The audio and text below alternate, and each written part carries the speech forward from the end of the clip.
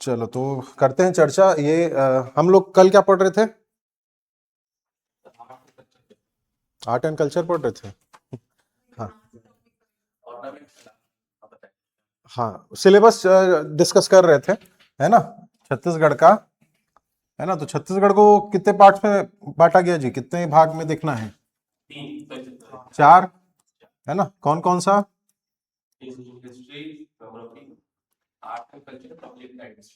हाँ, पहला है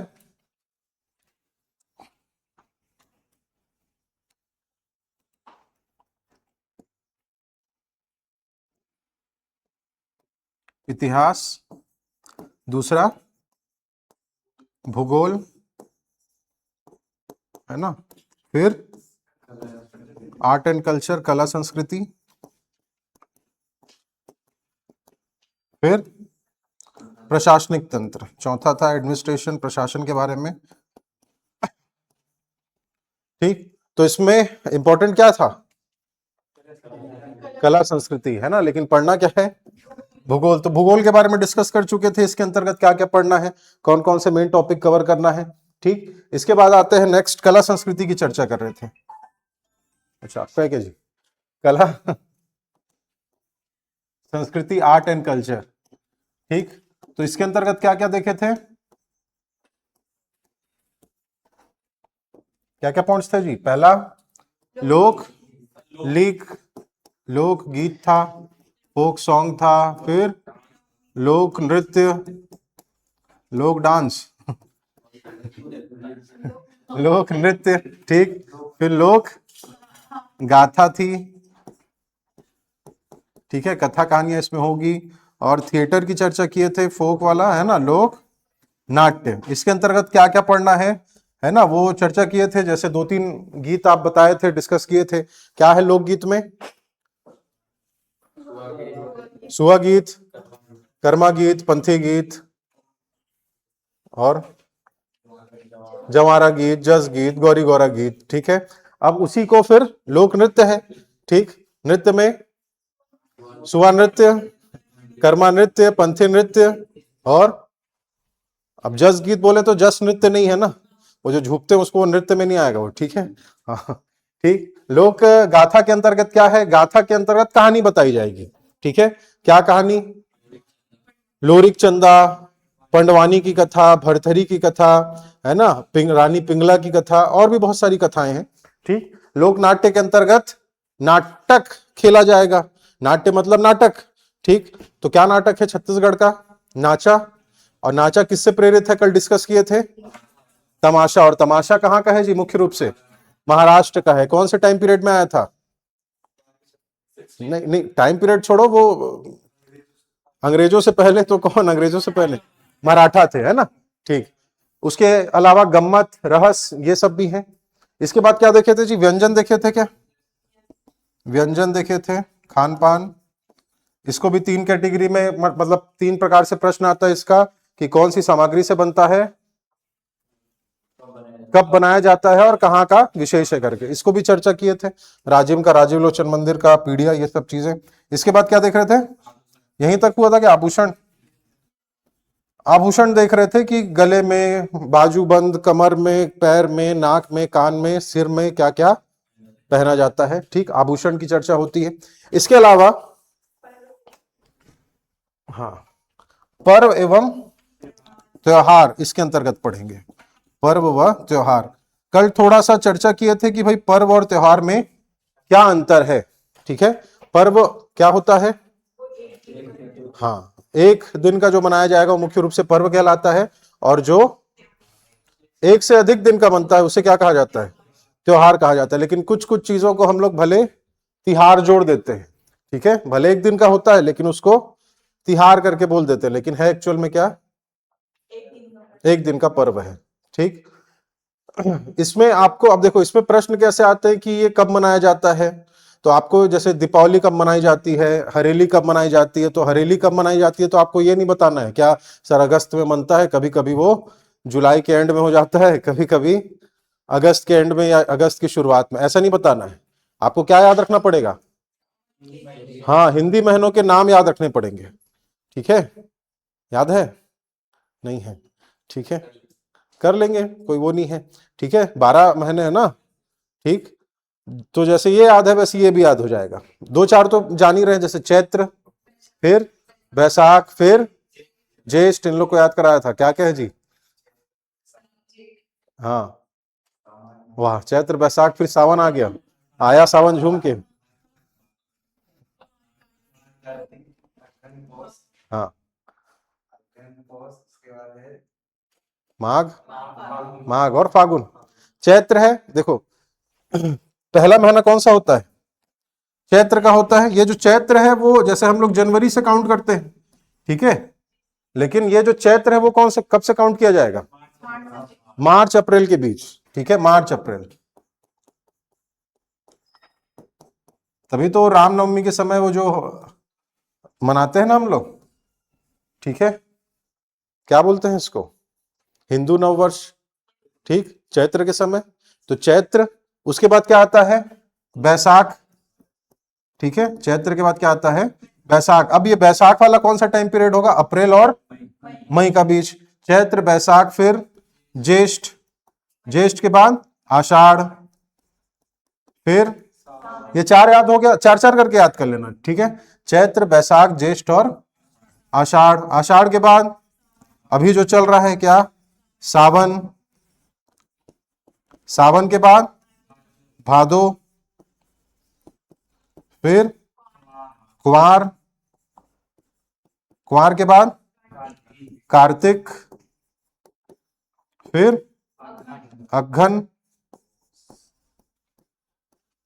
अघ्घन के बाद पौष या पुष जिसे कहा जाता है, पौष, फिर माघ और फागुन। तो ये जो फागुन होगा वो कौन सा महीना होगा जी? मतलब किसके बीच होगा? फरवरी और मार्च की, फरवरी और मार्च का बीच। तभी तो होली मनाते हैं फागुन समय। ठीक है, तो ये आपको याद रखना, चैत्र, बैसाख, ज्येष्ठ। अभी याद नहीं हो रहा तो भी कोई दिक्कत नहीं है, आगे तो पढ़ेंगे, लेकिन इसको थोड़ा सा मन में रखे रहना भाई। ठीक, और जैसे प्रश्न आता है कि सावन पूर्णिमा है ना, शुक्ल पक्ष, कृष्ण पक्ष, वो थोड़ा सा आपको ध्यान हाँ रखना पड़ेगा। ठीक है, क्या होता है कृष्ण पक्ष, शुक्ल पक्ष? पहले कौन सा पक्ष आता है? कृष्ण आता है कि शुक्ल आता है?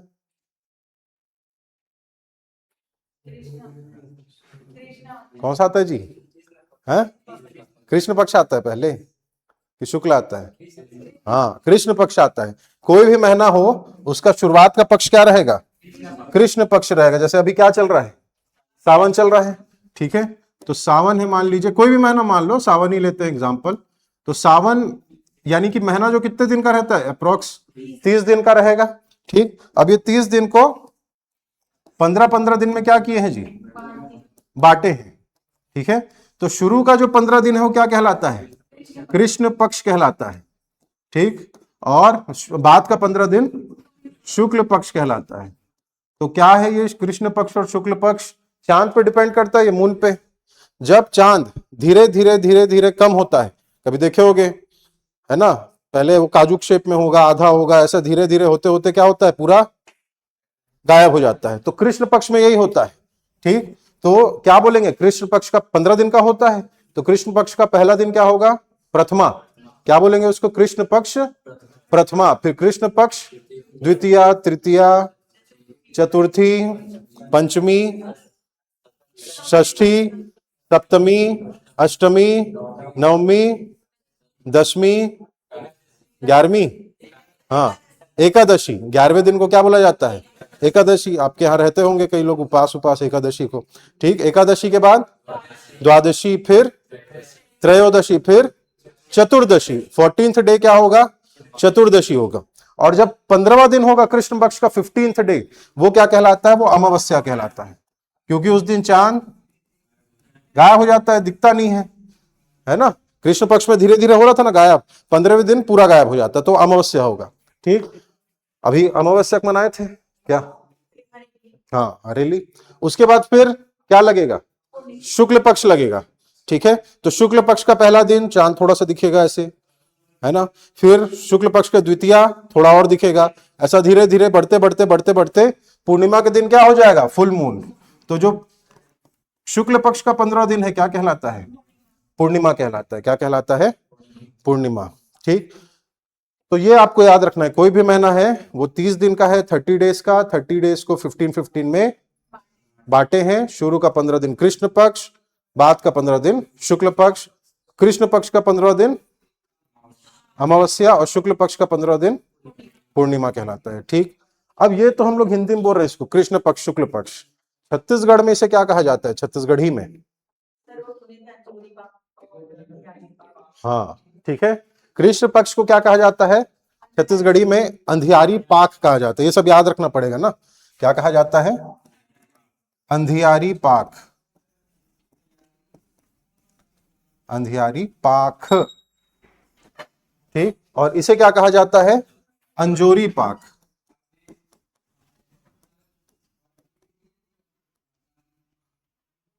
अंधियारी मतलब कृष्ण पक्ष अंधेरा हो रहा है ना, धीरे धीरे चांद कम हो रहा है, तो अंधियारी। पाख मतलब पखवाड़ा, ठीक है, और अंजोरी मतलब धीरे धीरे चांद बढ़ रहा है तो उजाला होते जा रहा है, तो अंजोरी कहा जाता है उसे। ठीक, चलिए, तो ये महीने हैं, सभी महीने में एक एक कोई त्योहार बताओ तो जी। चैत्र में क्या मनाया जाता है? चैत्र में होली, नवरात्रि, रामनवमी, ठीक है। बैसाख में, बैसाख में शादी होता है शादी स्टार्ट हो जाती है, ठीक है। ज्येष्ठ में कौन सा त्योहार रहता है?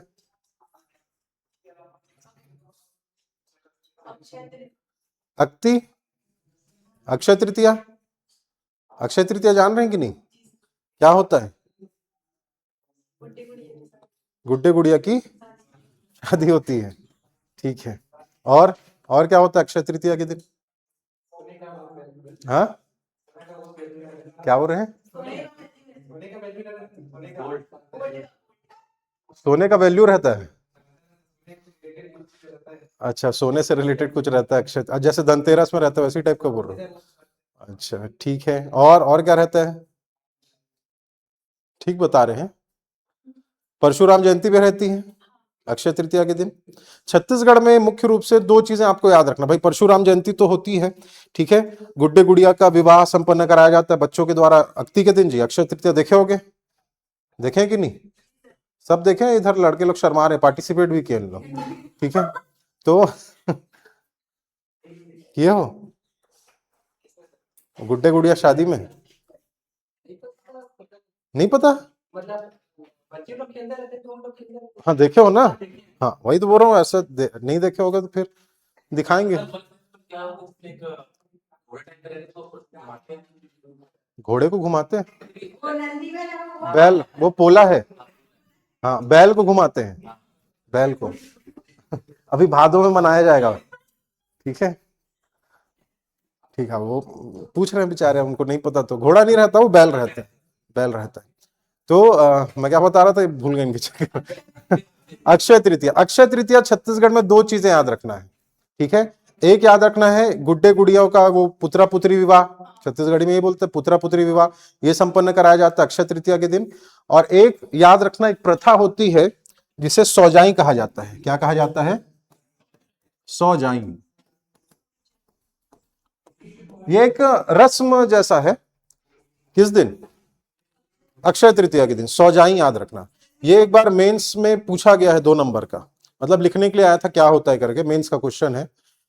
तो यहां पे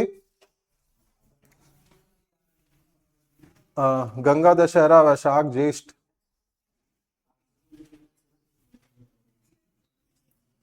कितना टाइम से स्टार्ट हुआ है सर जी?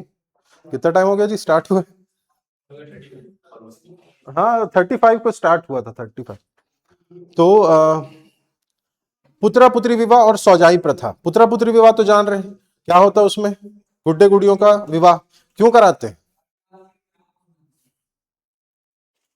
शुरू से देख रहे हैं ना बचपन से कि पुत्रा पुत्री विवाह संपन्न कराया जाता है बच्चों के द्वारा, तो क्यों कराते हैं? क्या क्या है इसके पीछे कारण? हाँ, बच्चे लोग ही करते हैं, बच्चे लोग ही बारात जाएंगे, बच्चे, वो एक ग्रुप रहेगा, 2 ग्रुप रहेगा, एक वर पक्ष रहेगा, एक वधु पक्ष रहता है ना, वधु पक्ष वाले वो स्वागत करते हैं, बच्चे लोग ही रहेंगे सब चीज, ठीक है। तो मम्मी पापा मना नहीं करते तुम लोग का उम्र नहीं है सब करने का, नहीं बोलते ना, क्यों नहीं बोलते? और यही अगर वो पुत्रा पुत्री विवाह के अलावा बोलोगे मम्मी मेरे को शादी करना है, कोई बच्चा है बोल दिया, ठीक है, तो दो झापड़ लगाएगी, लगाएगी कि नहीं लगाएगी? लेकिन उस टाइम मना नहीं किया जाता, क्यों नहीं किया जाता? सोचे कभी? क्या पता सर, वो खेलते थे हम लोग, अब हर चीज थोड़ी जानते रहेंगे। देखो क्या है, यहां पे कुछ चीज जो है, जैसे अगर सीरियस चीज को आपको समझाया जाए या जिम्मेदारी के बारे में आपको बताया जाए तो आप हाँ क्या क्या बता रहे हैं यार, हटाओ, लगता है कि नहीं थोड़ा सा? लेकिन उसी जिम्मेदारी को या आपकी ड्यूटी को थोड़ा सा हंसी मजाक के माध्यम से या खेल के माध्यम से समझाया जाए तो थोड़ा सा आप आसानी से उसको गेन करते हैं, आसानी से आप उसको आत्मसात करते हैं। होता है कि नहीं होता है? तो यहाँ पे बच्चों को यही बताया जा रहा है कि आगे आने, क्योंकि देखो हमारे यहाँ जो परंपरा है उसमें 4 आश्रम बताए गए हैं, है ना? पहले लोग 100 साल जीते थे, है ना? तो वो 25-25 साल का जी, शुरू में 25 साल क्या होता है? युवावस्था होता है 25 साल। आश्रम की बात कर रहा हूं, आप लोग ये सब फिलॉसफी हिस्ट्री में पढ़ेंगे, दर्शन शास्त्र में। हाँ हाँ, तो क्या आश्रम बोलते हैं उसको?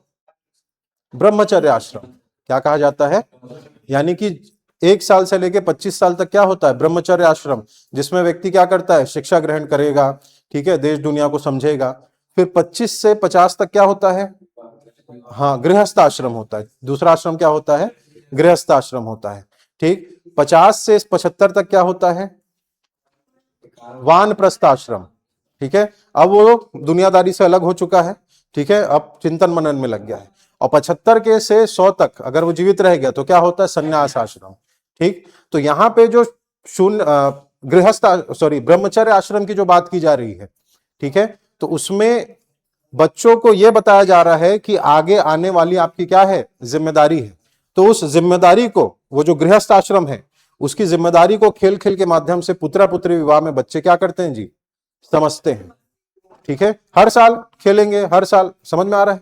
तो खेल खेल के माध्यम से आगे आने वाली जो जिम्मेदारी है उसको समझाया जाता है। ठीक है, और तो ये हो गया पुत्र पुत्री विवाह। और दूसरा क्या होता है जी? सौजाई प्रथा।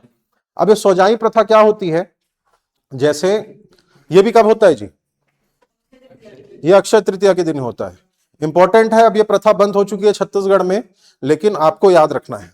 ठीक, जैसे गांव में से बिलोंग करते हैं ना सब लोग, गांव में घर भर होगा सबका, ठीक है, तो गांव में पहले जो थे पानी भरने के लिए आते थे कांवर में, या गांव में सर्वेंट लोग नहीं रहते जी, ठीक, जो आप ही के यहाँ रह के क्या करते थे? काम करते थे। ठीक है, अभी भी करते हैं लेकिन अब थोड़े कम हो गए हैं, ठीक है, क्योंकि उनसे आपके घर से ज्यादा पैसा उनको सरकार दे रही है। ठीक है, महिला लोग लग गए हैं किसमें? महतारी वंदन योजना का मिल रहा है। इसके अलावा जितने भी आंगनबाड़ी केंद्र हो गए, स्व सहायता समूह, सब में महिला सब व्यस्त हो गए। गांव में ज्यादा सब व्यस्त हैं, तो अभी सर्वेंट नहीं मिलते गांव में काम करने के लिए। लेकिन पहले जो गांव के में मतलब गांव के घर में जो सर्वेंट होते थे वो पूरा आपके घर में क्या होते थे? डेडिकेट होते थे। मतलब हर चीज, छोटे से बड़ा कार्य आप उसको मतलब करवाया जाता था, और वो करते भी थे खुशी खुशी।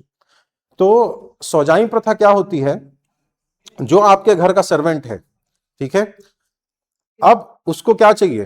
रिटायरमेंट चाहिए। मतलब अब वो आपके घर काम नहीं करना चाहता, या दूसरे घर जाना चाहता है, या और भी कोई रीजन हो सकता है, मतलब आपके घर उसको काम नहीं करना है, वो जाना चाह रहा है कोई भी कारण से। ठीक, तो हम लोग क्या करेंगे नॉर्मली? हाँ ठीक है, बाय बाय जाओ, ऐसे करके पैसा दे देंगे उसको। लेकिन हमारे छत्तीसगढ़ में ऐसी परंपरा नहीं थी, मतलब पैसे दे के ये वाली परंपरा नहीं है। सौजाई प्रथा थी। अब ये सौजाई प्रथा क्या होती है? अक्षय तृतीया के दिन। ठीक है, अब जैसे कोई आपके यहाँ सर्वेंट है, वो बोल रहा है कि मैं जा रहा हूं, तो बोला नहीं मत जाना, अक्ति तक रहना बोलते थे। कब तक रबे? अक्ति तक रबे। ठीक है, अक्तिक दिन जाबे करके। तो अक्ति यानी कि अक्षय तृतीया, तो अक्षय तृतीया के दिन ही उसका रिटायरमेंट होता था। अब क्या होता था, जैसे मान लीजिए कोई सर्वेंट है, अक्षय तृतीया के दिन उसका रिटायरमेंट होगा, तो उसको क्या करेंगे? आप उसकी आरती उतारेंगे। ठीक है, क्योंकि अब देखो यहाँ पे वो भाव नहीं है, मालिक और नौकर वाला भाव नहीं है, यहाँ पे अब क्या हो गए? समान। तो ये रिलेट कर, ये शिक्षा प्रदान हो रहा है। मतलब छत्तीसगढ़ की ये परंपरा है भाई, कि यहाँ पे कोई ऊपर नीचे वाली नहीं है कि तू नौकर है मैं मालिक हूं, मैं तेरे को पैसा देता हूं तू मेरे नीचे रहेगा। नहीं, आप उसको आरती उतार रहे हैं, यानी कि आप क्या दे रहे हैं? हाँ, आप उसको सम्मान दे रहे हैं। ठीक है, तो यहाँ पे आप उसकी आरती उतारेंगे। ठीक है, फूल वूल चढ़ाएंगे, नारियल देंगे, शॉल पहनाएंगे। अब यहां पे क्या होता है, उसी को सौजाई प्रथा बोलते हैं। अब यहां पे देखना, यहां पे पैसा नहीं दिया जाता, यहां पे पैसा नहीं दिया जाता। अब क्या होगा, आप उसको सम्मान के तौर पर अपनी जो भी संपत्ति है उसमें से एक हिस्सा देंगे। समझ में आ रहा है? हाँ, या तो आप देखो, संपत्ति भी देने का अर्थ यह है, जैसे मान लीजिए आपके गांव में 12 कमरे हैं, कितने कमरे हैं? एक कमरा उसको दे देंगे, एक कमरा उसको दे देंगे। समझ में आ रहा है? अब वो उसको कुछ भी करे, ठीक है, वहां रहे, किराया में दे, आपको कोई मतलब नहीं, आप उसको दे चुके हो। मान लीजिए आपका क्या है, 5 एकड़ का खेत है, 5 डिसमिल या 10 डिसमिल उसको दे दिए। समझ में आ रहा है? यानी आपकी संपत्ति, चाहे वो भूमि हो या फिर जो ये गाय वाय हो, है ना, आपके पास मान लीजिए 12 गाय हैं या 13, जितने भी हैं, एक गाय उसको दे दिया, एक बैल उसको दे दिए। यानी अपनी संपत्ति में से कुछ हिस्सा आप किसको देंगे? अपने जो सर्वेंट है जो उसको देंगे। समझ में आ रहा है? लेकिन धीरे धीरे परंपरा क्या हो गई, अब उसको देने के बदले फिर अनाज देने लगे, फिर पैसा देने लगे, फिर कुछ नहीं देने लगे। ठीक है, वो परंपरा ही खत्म हो गई है। तो सौजाई प्रथा क्या होती है, समझ में आया? इसमें जो आपके घर में जितने भी साल तक जिसने क्या की है, सेवा की है, ठीक है, और उतने साल तक कोई टिकता भी नहीं है भाई आज के डेट में, है ना? हाँ, सर्वेंट की विदाई है भाई एक प्रकार से, ठीक है, उसे ही क्या कहा जाएगा? सौजाई प्रथा। और वैसा सर्वेंट जो आपके बहुत साल तक आपके घर क्या क्या किया है उसने, हाँ, सेवा की है, काम किया है, ठीक है। तो ये भी कब होता है? अक्ति के दिन, अक्षय तृतीया के दिन, ठीक है। आषाढ़ में क्या मनाते हैं जी मुख्य रूप से? रथ यात्रा जी, है ना। और रथ यात्रा कब मनाएंगे? कृष्ण पक्ष की शुक्ल पक्ष? जगन्नाथ यात्रा मनाए थे ना?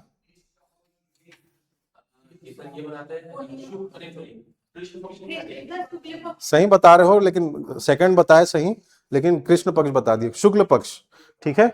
आषाढ़ की, अब देखो सब महीने दो दो पक्ष में डिवाइड है ना, कृष्ण और शुक्ल। तो रथ यात्रा कब मनाई जाती है? आषाढ़ के कृष्ण पक्ष में नहीं मनेगी, शुक्ल पक्ष के सेकंड दिन, यानी कि शुक्ल पक्ष की क्या बोलेंगे? द्वितीया बोलेंगे। समझ में आ रहा है? फिर सावन में,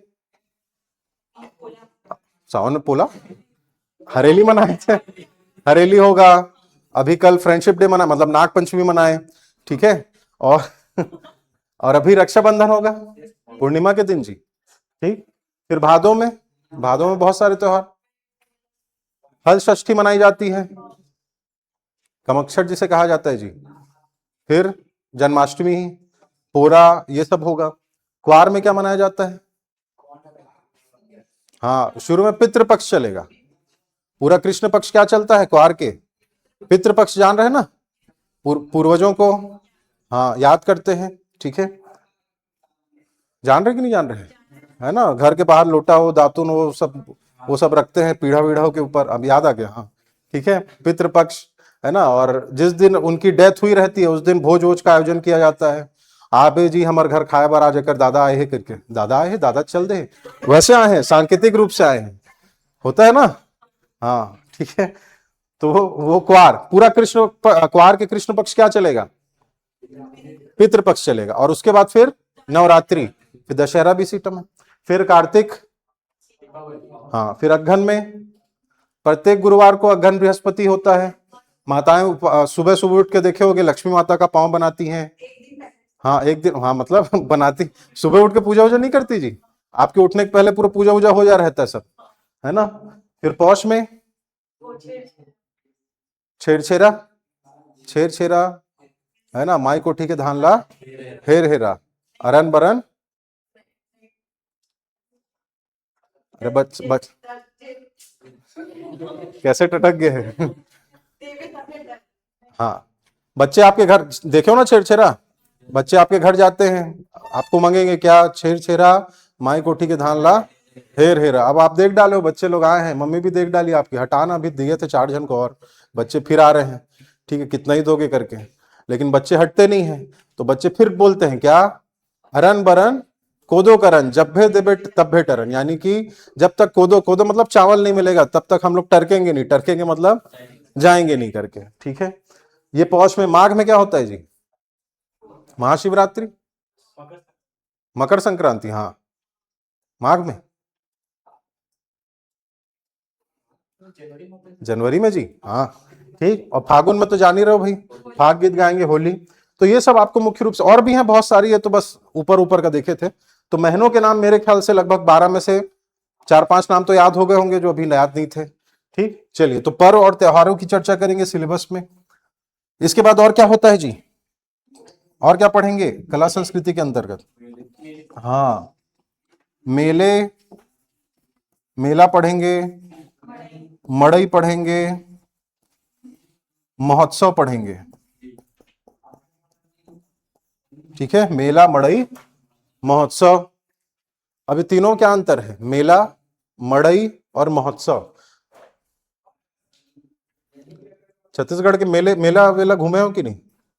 राजिम मेला, महादेव घाट का मेला, खल्लारी मेला, रतनपुर मेला, वो मेला। मड़ई भी सुने होगे, गांव में होता है मड़ई, है ना। इसके अलावा बस्तर में फागुन मड़ई प्रसिद्ध है। कौन सा मड़ई? फागुन मड़ई। सुने होगे, गए भले नहीं होगे, लेकिन गांव में छोटे छोटे हर गांव में मड़ई होता है। अबे हमारे घर में यार ये साल मड़ई लगे है, बार है ना। और महोत्सव, महोत्सव भी सुने होगे, जैसे भोरमदेव महोत्सव, ताता पानी महोत्सव, मैन पाट महोत्सव। तो तीनों में डिफरेंस क्या है?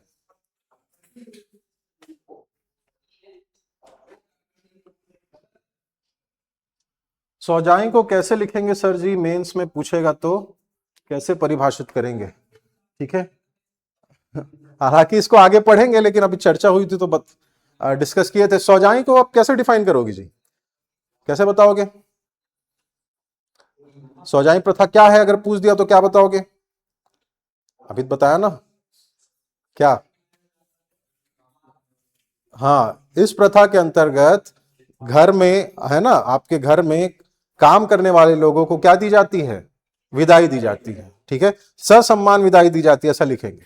ठीक है, सम्मान के साथ, है ना। और जिसके अंतर्गत आप अपनी संपत्ति का कुछ हिस्सा उसको प्रदान करते हैं। ठीक है, मेला, मड़ई, महोत्सव, इसमें क्या अंतर है? अब देखो, मेला क्या होता है, जो किसी खास प्रयोजन के लिए हो। ठीक है, अब देखो मेला और मड़ई लगभग समान है, एक ही प्रकार का है। ठीक है, मेला और मड़ई में जो पीछे जो भाव निहित है वो धार्मिक भाव है। क्या भाव है? धार्मिक भाव। धार्मिक भाव मतलब ये जो मेला होगा वो या तो किसी मंदिर के किनारे होगा, है ना, या मंदिर, है ना, या फिर नदी के किनारे होगा। ठीक है, जिसमें आपका धार्मिक भाव, धार्मिक भाव समझ रहे हो ना, है ना, वो निहित हो, वो क्या कहलाएगा? मेला और मड़ई।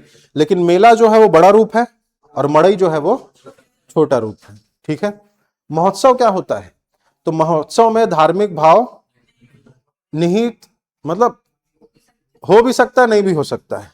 ठीक है, और ये किसी ना किसी की याद में मनाया जाता है महोत्सव, किसी ना किसी को याद में ये महोत्सव का आयोजन किया जाता है। ये किसी की याद में नहीं हो रहा है भाई, ये उत्सव के लिए ही हो रहा है। क्या? मेला और मड़ई। मेले का आयोजन बृहद रूप से हो रहा है, मड़ई का आयोजन छोटे रूप में हो रहा है, लेकिन उत्सव के रूप में हो रहा है। लेकिन ये मेमोरी के रूप में हो रहा है, ये मेमोरी, ये याद कर रहे हैं किसमें? महोत्सव में। ठीक है, जैसे ताता पानी महोत्सव, जैसे रायगढ़ महोत्सव, जैसे भोरमदेव महोत्सव, जैसे अमृतधारा महोत्सव।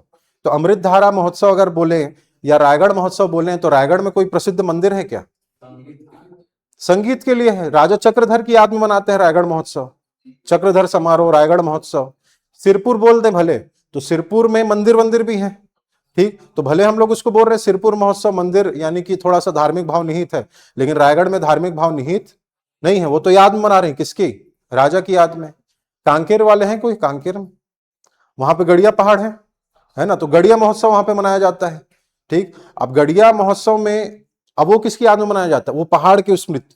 ठीक है, वो दो बहनें थी, तालाब में डूब के खत्म हो गई, क्या नाम था? सोनई और रुपई। ठीक है, तो वो इंसिडेंट को, वो घटना को याद करते हुए, उस पहाड़ को याद करते हुए उसकी स्मृति में गड़िया महोत्सव मनाया जाता है। ठीक, तो मेला जो है और मड़ई दोनों में धार्मिक भाव निहित होगा। डिफरेंस, अंतर क्या है? मेला बड़े रूप में मनाते हैं, मड़ई ठीक, और महोत्सव ये किसी को, चाहे वो मंदिर हो, चाहे नदी हो, चाहे पहाड़ हो, या कोई व्यक्ति हो, व्यक्ति मतलब कोई राजा हो। ठीक है, तो तो ये सब देखेंगे कहाँ कहाँ पे कौन कौन से महोत्सव मनाए जाते हैं। उसके बाद क्या पढ़ेंगे, शिल्प के बारे में पढ़ेंगे जी, आर्ट कल डिस्कस किए थे शायद, है ना, ढोकरा आर्ट, कंघी कला, कास्ट शिल्प जो वुडन आर्ट है ना, घड़वा शिल्प, है ना, बेल मेटल, ये सब शिल्प के अंतर्गत पढ़ेंगे। ठीक, इसके अलावा और क्या पढ़ना है, जनजाति ट्राइब्स के बारे में।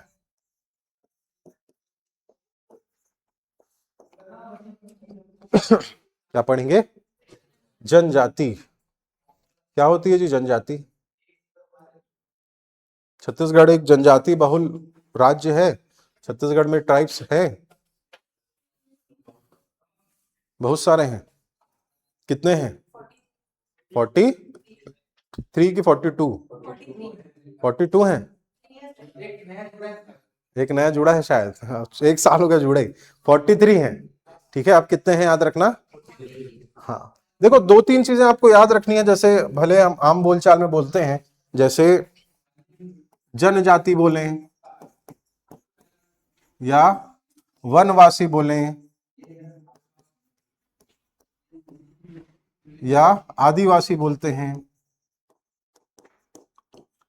इसके अलावा हम लोग और क्या शब्द का प्रयोग करते हैं, एसटी शेड्यूल ट्राइब, या फिर हिंदी में इसे अनुसूचित जनजाति कहा जाता है, अनुसूचित जनजाति। ठीक, इसके अलावा एक होती है विशेष पिछड़ी जनजाति, प्रिमिटिव ट्राइबल ग्रुप, विशेष पिछड़ी जनजाति, प्रिमिटिव ट्राइबल ग्रुप। अब तीनों में अंतर है, तीनों में ये जो तीन देखे ना, तीनों में क्या है जी, अंतर है। क्या अंतर है, जैसे जनजाति, वनवासी, आदिवासी, अगर इनको बोलें तो ये क्या है, ये किनको कहा जाएगा, कैसे परिभाषित करोगे? मूल निवासियों को, जो आदि अनंत काल से इस क्षेत्र में क्या है जी, रह रही हैं, है ना। साथ ही ये जो है 43, हाँ 43 सही बता रहे हैं इधर, तो क्या बता रहा था, हाँ जनजाति जो आदि अनंत काल से इस क्षेत्र में रह रही हैं, लेकिन आदि अनंत काल से इस क्षेत्र में रहने के बावजूद, उसके बावजूद भी विकास का प्रकाश यानी कि डेवलपमेंट जो है उन तक पहुंच नहीं पाया है। ठीक है, अभी भी दूरस्थ दुर्गम क्षेत्रों में रह रही हैं, ठीक है, जहां पे वो प्राकृतिक रूप से पहले रह रही थी वहीं रह रही हैं, लेकिन फिर भी डेवलपमेंट आज की डेट में उन तक पहुंच नहीं पाया, विकास का प्रकाश नहीं पहुंच पाया उन तक। ठीक, तो उन्हें क्या कहा जाएगा जी, उन्हें आदिवासी या जनजाति कहा जाएगा। ठीक, अब इनको आगे बढ़ाने का प्रयास होगा कि नहीं होगा, होगा ना। तो आगे बढ़ाने का प्रयास कौन करेगी, सरकार करेगी। ठीक, तो सरकार करेगी, ठीक है, लेकिन किसके अंतर्गत करेगी, जैसे हम लोग किसके अंतर्गत रह के कार्य करते हैं, किसके अंडर में कार्य कर रहे हैं हम लोग, किसके दायरे में रह के कार्य करते हैं, कॉन्स्टिट्यूशन के, वेरी गुड, संविधान के दायरे में रह के कार्य कर रहे हैं ना हम लोग। जैसे जो मैं पढ़ा रहा हूं, आप पढ़ रहे हैं, सभा कर रहे हैं यहाँ पे, तो ये स्वतंत्रता कहां से मिली, संविधान से। तो संविधान में जितने भी नियम कायदे कानून बनाए तो इनके लिए भी है। ठीक है, तो अब जनजातियों को किसके दायरे में रखा गया जी, कॉन्स्टिट्यूशन के दायरे में, यानी कि अब सरकार इनके लिए क्या करेगी, कार्य करेगी।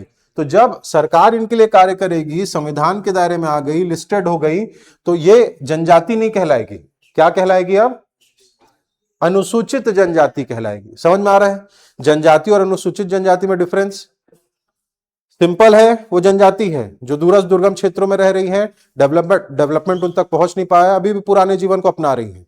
ठीक, लेकिन अब जब सरकार उनके लिए कार्य करेगी, उनका लिस्ट बनाएगी, समझ में आ रहा है, लिस्टेड हो गई, संविधान के दायरे में आ गई, तो अब वो जनजाति नहीं कहला के अनुसूचित जनजाति, शेड्यूल्ड ट्राइब्स कहलाएगी। समझ में आ रहा है। अब सरकार इनके लिए पॉलिसी लाएगी, योजनाएं लाएगी, ठीक है, इनको आगे बढ़ाने का प्रयास करेगी। अब छत्तीसगढ़ में कितनी अनुसूचित जनजाति यानी संविधान के दायरे में कितनी लिस्टेड है, 43, पहले कितनी थी, 42 थी। लास्ट ईयर एक जनजाति को जोड़ा गया है, बिझिया। कौन सी जनजाति, बिझिया को जोड़ा गया, याद रखना भाई। ये प्रश्न आ सकता है, पूछ सकता है कि 42 में से 43वीं 43rd नंबर की अभी नई किसे जोड़ा गया, तो बिझिया को जोड़ा गया है। ठीक है, और बिझिया किसकी उपजाति है पूछता है, बिझिया किसकी उपजाति है, तो बिंझवार की उपजाति है। लिख लेंगे इसको, बिंझवार की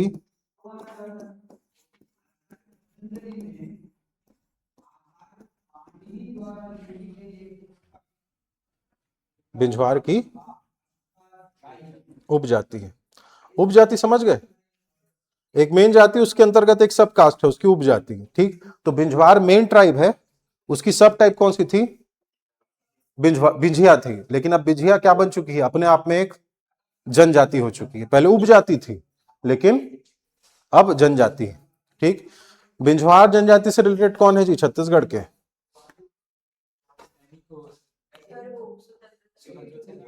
वीर नारायण सिंह जी का नाम सुने हैं, शहीद वीर नारायण सिंह, वो इसी ट्राइब से बिलोंग करते थे, किससे, बिंझवार जनजाति से। ठीक है, चलिए, तो 42 थी, अब एक जोड़ी गई है लास्ट ईयर, बिझिया, बिझिया बिंझवार की उपजाति, 43 है। अब सरकार इनके लिए पॉलिसी लाएगी, योजनाएं लाएगी, इनको आगे बढ़ाने का प्रयास करेगी। लेकिन ऐसा जरूरी है क्या, जैसे सरकार हम लोग के लिए भी कार्य करती है, हम लोग के लिए भी योजनाएं लाती है, लेकिन सबको योजना का लाभ मिल पाता है क्या, नहीं मिल पाता। सब आगे बढ़ जाते हैं क्या, मतलब लाभ ले पाते हैं सब लोग, नहीं ले पाते। ठीक है, जैसे सभी युवाओं के लिए सरकार योजनाएं लाती है। गुड इवनिंग जी देवेंद्र जी। तो पीछे देखता हूं तब दिखता है कमेंट, इधर ऐसे देख नहीं पाता। तो जैसे आप लोग के लिए भी सरकार योजना लाती है, क्या योजना है, चलो आप लोग के लिए बताओ, एक आध योजना बताओ भाई सरकार की। महतारी वंदन, बेरोजगारी भत्ता मिलता है,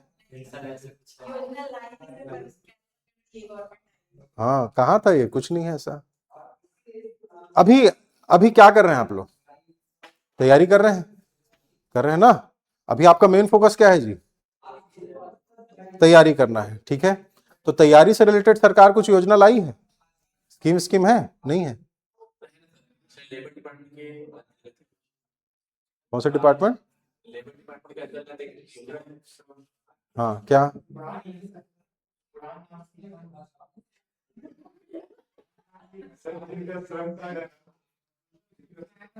नहीं जरूरी नहीं, जिनका श्रम कार्ड है सभी लोग भर सकते हैं उसमें।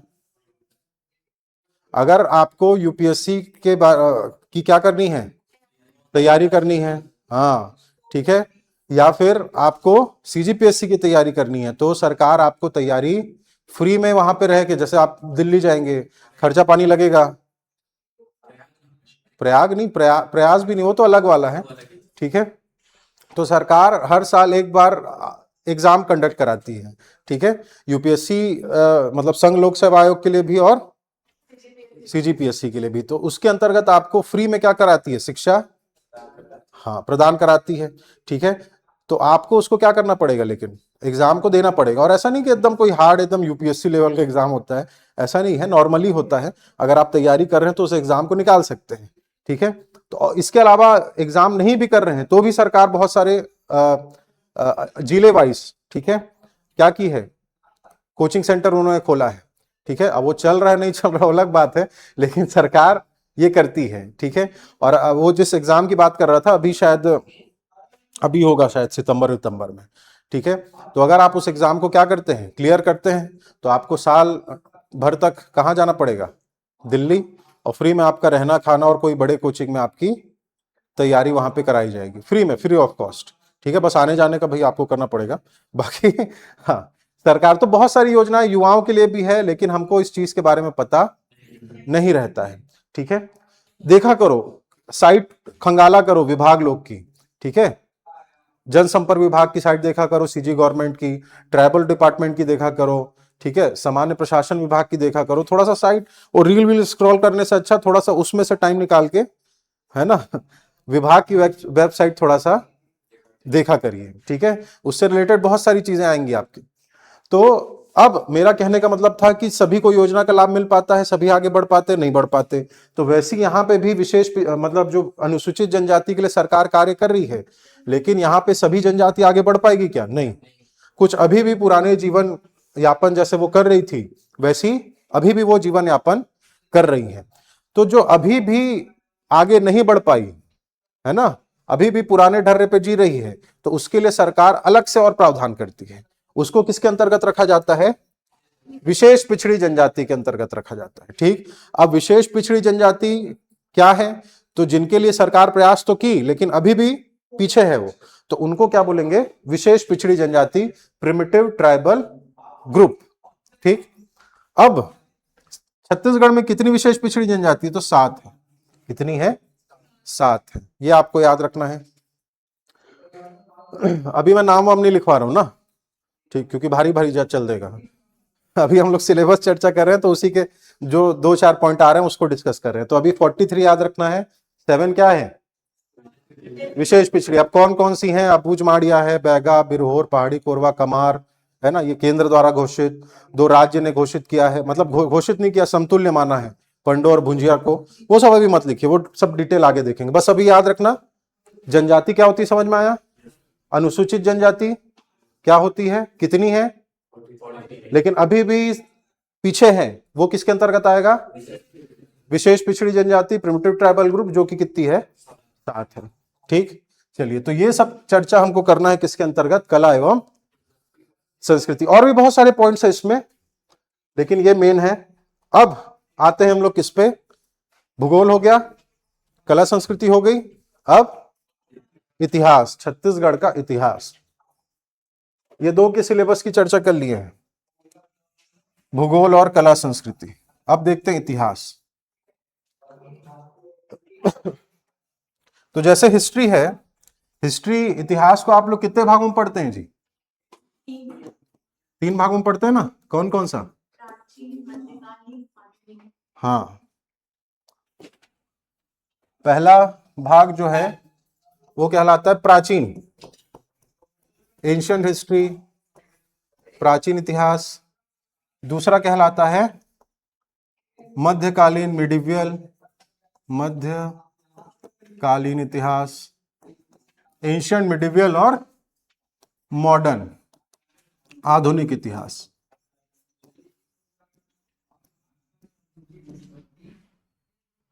जैसे आप इंडियन हिस्ट्री में पढ़ते हैं ना, सेम वैसे ही छत्तीसगढ़ के संदर्भ में हम लोग पढ़ेंगे। जैसे इंडियन हिस्ट्री में आप लोग 3 भागों में पढ़ते हैं, एंशिएंट, मिडिवियल और मॉडर्न, प्राचीन, मध्य और आधुनिक। तो क्या पढ़ते हैं उसमें? जैसे भारतीय इतिहास के प्राचीन वाले पार्ट में क्या पढ़ेंगे? उसके पहले भी, इंडस वैली के पहले भी पढ़ते हैं ना, स्टोन एज। हाँ, पाषाण काल यानी स्टोन एज। अब वो पाषाण काल को भी 4 भागों में बांटा गया, पूरा पाषाण, मध्य, उत्तर, नव करके एशिया, है ना। हाँ, क्या चीज? हाँ, उसको भी फिर निम्न, मध्य, पूरा, ये सब अलग अलग तरीके से पढ़ते हैं। ठीक है, मतलब वही कैलियोलिथिक, नियोलिथिक एज, वो सब। तो पाषाण काल, फिर इंडस वैली सिविलाइजेशन पढ़ा जाता है, सिंधु घाटी की सभ्यता, वैदिक सभ्यता। धीरे धीरे क्या हो रही है जी? बढ़ रही है। ठीक है, वैदिक सभ्यता के बाद फिर रामायण काल, महाभारत काल, मौर्य काल। ठीक है, मौर्य वंश के पहले भी एक वंश था, नंद वंश। कौन सा वंश?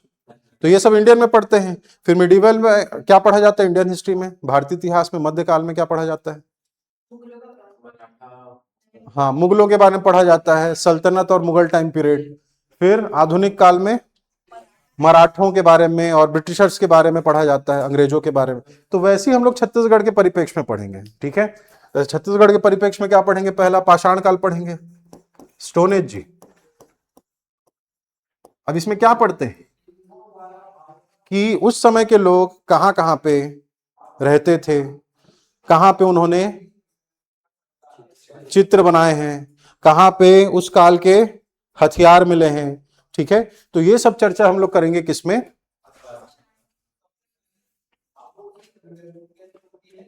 सर जी, सीजी के लिए कैसे नोटबुक बनाए, समझ नहीं आ रहा है, एक बार बताइए सर। 4 पार्ट बताएं, उसके लिए एक ही कॉपी बनाएं कि अलग अलग?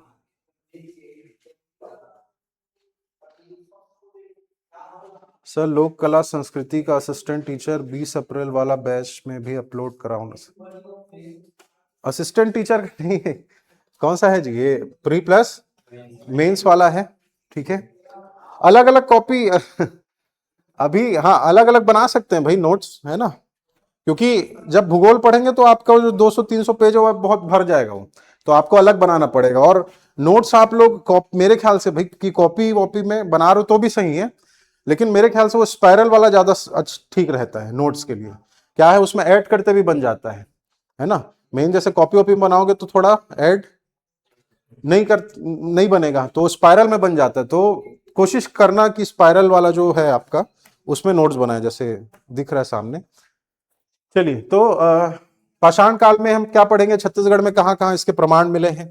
ठीक, इसके बाद फिर कौन सा काल आएगा जी, सिंधु घाटी सभ्यता, इंडस वैली सिविलाइजेशन। ठीक, तो ये छत्तीसगढ़ में हम लोग नहीं पढ़ेंगे, इस टॉपिक को छत्तीसगढ़ में नहीं पढ़ेंगे, लेकिन इसको भी पढ़ना है। क्या पढ़ना है कि छत्तीसगढ़ में इसको नहीं पढ़ा जाता। ठीक है, क्यों नहीं पढ़ा जाता, उसको पढ़ना पड़ता है। ठीक है, क्योंकि जैसे ये क्या है हमारा, अरे भारत है ये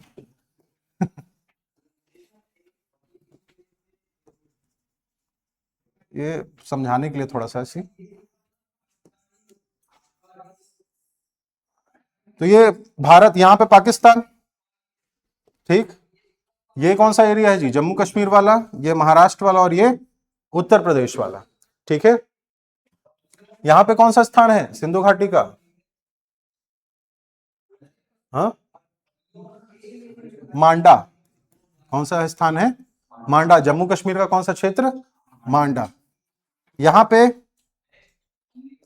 दाइमाबाद, कौन सा बाद, दाइमाबाद। ठीक, इधर पाकिस्तान में सुतका गेंडोर, सुतका गेंडोर, और इधर यूपी में आलमगीरपुर, आलमगीरपुर। अब ये क्या है, तो जो इंडस वैली सिविलाइजेशन है, जो सिंधु घाटी की सभ्यता है, वो इन क्षेत्रों में क्या थी जी, फैली हुई थी, इतने में उसका विस्तार था। ठीक है, इसलिए आप सुनते होंगे पाकिस्तान के यहां से ये मिला है, जम्मू कश्मीर से, है ना, इधर आप हरियाणा सुनते होगे, पंजाब सुनते होगे, राजस्थान का कालीबंगन, गुजरात का लोथल सुनते होगे, है ना। तो इन क्षेत्रों में क्या था, सिंधु घाटी सभ्यता का विस्तार था, जम्मू कश्मीर के मांडा से दाइमाबाद तक, और इधर पाकिस्तान के सुतका गेंडोर से आलमगीरपुर तक। अब ये जो छत्तीसगढ़ है, वो छत्तीसगढ़ कहां पे जी, वो यहां पे छत्तीसगढ़, तो छत्तीसगढ़ इस क्षेत्र के अंतर्गत आ रहा है क्या, इंडस वैली सिविलाइजेशन के अंदर, इसलिए इस टॉपिक को नहीं पढ़ा जाता। लेकिन यही पढ़ा जाता है कि इसलिए नहीं पढ़ा जाता, समझ में आ रहा है बस यही रीजन है कि इस सिंधु घाटी सभ्यता का विस्तार छत्तीसगढ़ में नहीं था, इसलिए नहीं पढ़ा जाता है। ठीक, उसके बाद फिर सिंधु घाटी सभ्यता के बाद कौन सी सभ्यता आई जी, वैदिक सभ्यता। इंडस वैली सिविलाइजेशन खत्म हो गया, कैसे खत्म हो गया, तो इसके पीछे अलग अलग विद्वान अलग अलग कारण मानते हैं। कोई बोलता है बाढ़ को, कोई बोलता है आग लग गई थी, कोई बोलता है कि आर्यों का आक्रमण हो गया था, कोई बोलता है कि सूखा पड़ गया था। ठीक है, तो अलग अलग सब इतिहासकार, अलग अलग विद्वान अलग अलग कारण देते हैं। तो ये जब सभ्यता खत्म हुई, ठीक, कौन सी, तो फिर वैदिक सभ्यता आई, है ना। वैदिक सभ्यता मतलब आर्यों का आगमन, कहां से आगमन हुआ आर्यों का, सप्त सैंधव प्रदेश से कि मध्य एशिया से, मध्य एशिया से सप्त सैंधव प्रदेश में आए, पंचनद क्षेत्र पंजाब वाला। मध्य एशिया मतलब ईरान, इराक, मंगोलिया, और ये जो रशिया के, वो चाइना के बीच ऊपर वाला जो है, हाँ, मध्य एशिया से वो लोग आए, आर्य यहाँ पे ऐसा पढ़ा जाता है। ठीक है, देखो या मतलब आप सोचिए, इतिहासकार क्या बताते हैं, जो खास करके बाहर के इतिहासकार हैं, कहाँ के इतिहासकार, बाहरी इतिहासकार, यूरोप के जो इतिहासकार थे, ठीक है, वो ये कहते हैं कि ये सिंधु घाटी सभ्यता खत्म हो गई, और मेन रीजन क्या माना जाता है, बाढ़ से खत्म हो गई। ठीक है, और प्रमुख नदी कौन सी थी इस क्षेत्र की, सिंधु नदी थी, इसलिए तो सिंधु घाटी सभ्यता बोले जी। सिंधु नदी में बाढ़ आ गई, पूरी सभ्यता खत्म हो गई। तो सिंधु नदी में बाढ़ आया तो वो पाकिस्तान से लेके पूरे यहां तक पूरा नदी बह गई थी क्या? ऐसा तो नहीं है। ठीक है, और भी रीजन रहे होंगे लेकिन प्रमाण उसके नहीं मिलते। तो जब ये सिंधु सभ्यता खत्म हुई तो वैदिक सभ्यता ही, आर्यों का आगमन मध्य एशिया से भारत में हुआ माना जाता है। आर्य मतलब क्या होता है जी? आर्य का अर्थ होता है श्रेष्ठ। आर्य का अर्थ होता है श्रेष्ठ। और ये जो बोलने वाला है कि आर्य जो हैं वो मध्य एशिया से आए थे, वो जो प्रमुख इतिहासकार था यूरोप का, जिसका नाम क्या था? Max Muller. क्या नाम था? Max Muller. मैक्स मुलर बोलता है कि आर्यों का आगमन हुआ वैदिक सभ्यता के दौरान और उन्होंने क्या किया? भारत का विकास किया करके। और कहां से आए हैं? मध्य एशिया से। अब थोड़ा सा समझना इस चीज को। देखिए, जब इतिहासकार, खासकर कि यूरोप के इतिहासकारों ने हमारा इतिहास लिखा, तो हमको जो भारतीय थे उनको हाँ निकृष्ट माने हैं।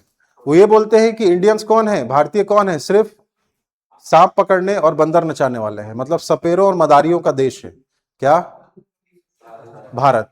ठीक है, सपेरों और मदारियों का देश है करके। ठीक है, उन्होंने कभी हमें, अब आर्य मतलब क्या होता है? श्रेष्ठ। उन्होंने कभी हमको श्रेष्ठ नहीं समझा, इसलिए बोले कि आप लोग बाहर से आए हैं। हम लोग कहां से आए हैं? बाहर से आए हैं। आर्य लोग बाहर से आए थे, फिर आप लोग आए करके। ठीक है, तो आर्यों से ही हमारा हुआ आगे उत्पत्ति। ठीक है, तो ये नहीं बोल रहे हैं कि सिंधु घाटी सभ्यता जब खत्म हुई तो लोग यहाँ पे माइग्रेट हो गए, ठीक है, पंचनद क्षेत्र में, और इधर गंगा नदी के किनारे धीरे धीरे बसने लगे। तो ये वही लोग थे भाई, कोई बाहर बाहर से नहीं आए थे। बस ये उनको एक प्रकार से हमको नीचा दिखाने के लिए उन्होंने कहा कि आर्य जो हैं बाहर से। क्यों? क्योंकि आर्य लोग श्रेष्ठ हैं, आप लोग श्रेष्ठ नहीं हो। ठीक है, ये किसने कहा है? मुख्य रूप से मैक्स मुलर ने। अब जैसे मैं आपके घर आऊंगा, अब आपके घर कभी आया नहीं हूं, ठीक है, और आपके घर कभी आया नहीं, और आपके घर के बारे में बता रहा हूं, आपका ड्राइंग रूम अच्छा नहीं है, बेडरूम अच्छा नहीं है, ठीक है, आपका ये घर बेकार है, आपको अच्छा लगेगा? मैं कभी घर देखा ही नहीं हूं आपका। मैक्स मुलर पूरे भारत का इतिहास लिखा है बिना भारत आए। समझ में आ रहा है?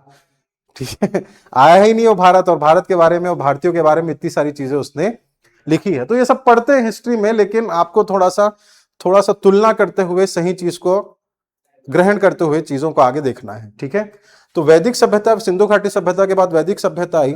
तो वैदिक सभ्यता में छत्तीसगढ़ के क्या प्रमाण मिले हैं? तो नर्मदा नदी का नाम सुने हैं आप लोग? तो नर्मदा नदी का नाम रेवा नदी मिलता है। ठीक है, विंध्याचल पर्वत का नाम सुने होंगे, ठीक है, विंध्याचल माउंटेन रेंज जी, तो वो उसको वैदिक सभ्यता में प्रमाण मिलता है। ठीक, तो ये सब चीजें हम लोग पढ़ेंगे किसके अंतर्गत? वैदिक सभ्यता के अंतर्गत। इसके अलावा फिर वैदिक सभ्यता खत्म होने के बाद एक प्रमुख वंश आता है, नंद वंश। लेकिन नंद वंश के पहले भी रामायण और महाभारत काल। कौन सा काल? रामायण और महाभारत काल।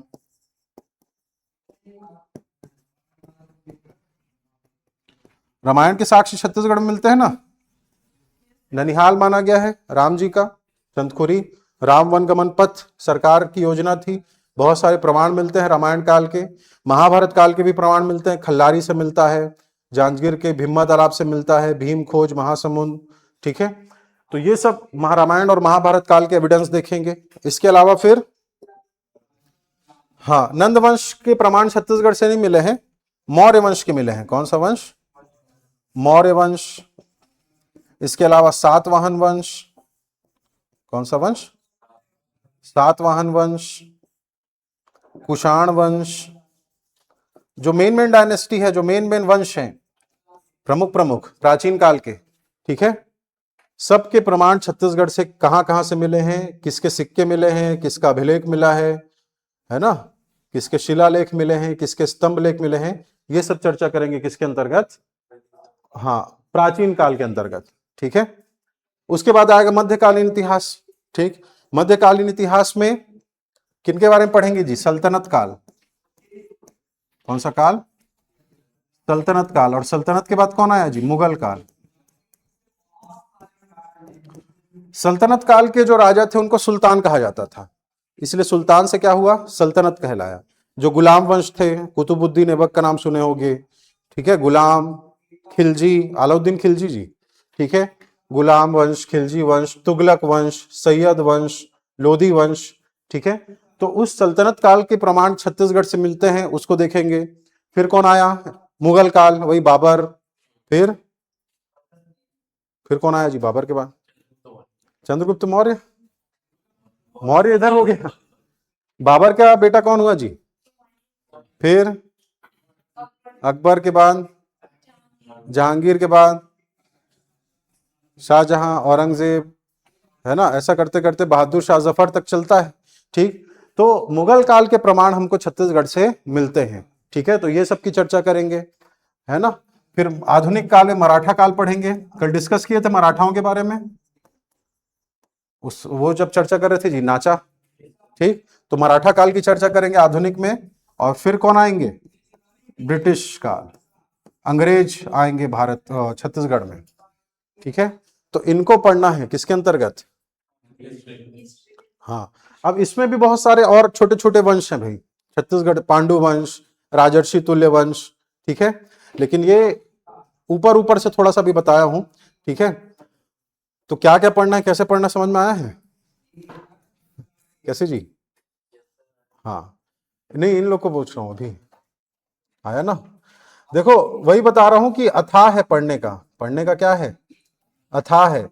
तो हमको पढ़ना सभी है, पढ़ना सभी है, छोटे से छोटे को लेके बड़े से बड़े, लेकिन याद सिलेक्टिव चीज को करना है। याद सिलेक्टिव को करना है। मैं क्या बता रहा हूं? पढ़ना, जानकारी अथाह है छत्तीसगढ़ की, तो हम पढ़ेंगे अथाह ही, लेकिन याद किसको करेंगे? सिलेक्टिव को, है ना। अथाह बस आपकी जानकारी के लिए है। ठीक है, आपकी जानकारी के लिए। तो ऐसा नहीं कि पूरा जितना पढ़ रहे हैं उतने को याद करना जरूरी है, ऐसा नहीं है। हम लोग कंपेयर करते हुए पढ़ेंगे भाई कि पुराना क्या पूछ रहा है, अभी का क्या पैटर्न है, क्या इंपॉर्टेंट है ना, क्या क्या क्वेश्चंस रिपीट होते हैं, कौन कौन से टॉपिक रिपीट होते हैं, उसी को देखेंगे। ठीक है, मतलब उसी को ही याद करेंगे, और पढ़ना सभी को है। समझ रहे हो ना कहने का क्या मतलब है? हाँ, ठीक। तो ये हो गया इतिहास के बारे में, और लास्ट बच जाता है क्या? प्रशासन। एडमिनिस्ट्रेशन में क्या देखना है जी? प्रशासन में तो छत्तीसगढ़ के बारे में देखेंगे जी, मंत्रिमंडल की चर्चा करेंगे, मिनिस्टर कौन कौन है, कैबिनेट में क्या क्या विभाग उनके पास है, क्या क्या कार्य वो करते हैं। ठीक, इसके अलावा पंचायती राज और नगरीय निकाय, म्युनिसिपल कॉरपोरेशन, नगरीय निकाय, नगर निगम, ये सब की चर्चा करेंगे। ठीक, तो गांव का प्रशासन कैसे चलता है, सरपंच के क्या दायित्व होते हैं, पंच क्या कैसे सिलेक्ट होता है, उप सरपंच क्या होता है।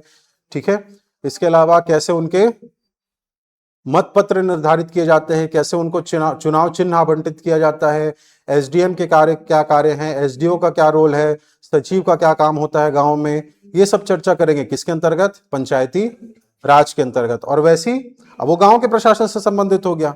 शहर में क्या देखेंगे? शहर में पंच वंच होते हैं क्या? सरपंच नहीं, पार्षद होते हैं। और कौन होता है? महापौर होता है। ठीक है, सभापति होते हैं। ठीक है, तो वो किन के अधीन रह के कार्य करते हैं, कैसे चुने जाते हैं, नगर निगम क्या होता है, नगर पालिका क्या होती है, नगर पंचायत क्या होते हैं, है ना। ये सब चर्चा किसके अंतर्गत करेंगे? नगरीय निकाय के अंतर्गत करेंगे। ठीक है, तो मेरे ख्याल से थोड़ा थोड़ा आपको समझ तो आ गया होगा जो नए लोग हैं, है ना, कि क्या क्या पढ़ना है छत्तीसगढ़ के अंतर्गत और कैसे पढ़ना है, उसको आगे आप समझते जाएंगे। ठीक है, तो जी जी ठीक है, तो अभी यहीं तक देखते हैं, है ना। आगे की चर्चा नेक्स्ट क्लास में करेंगे, कल से टॉपिक स्टार्ट हो जाएगा, है ना, नया टॉपिक। तो अभी यहीं तक, आगे की चर्चा नेक्स्ट क्लास में। तब तक के लिए धन्यवाद। जय हिंद, जय जोहार, जय छत्तीसगढ़, भारत माता की जय।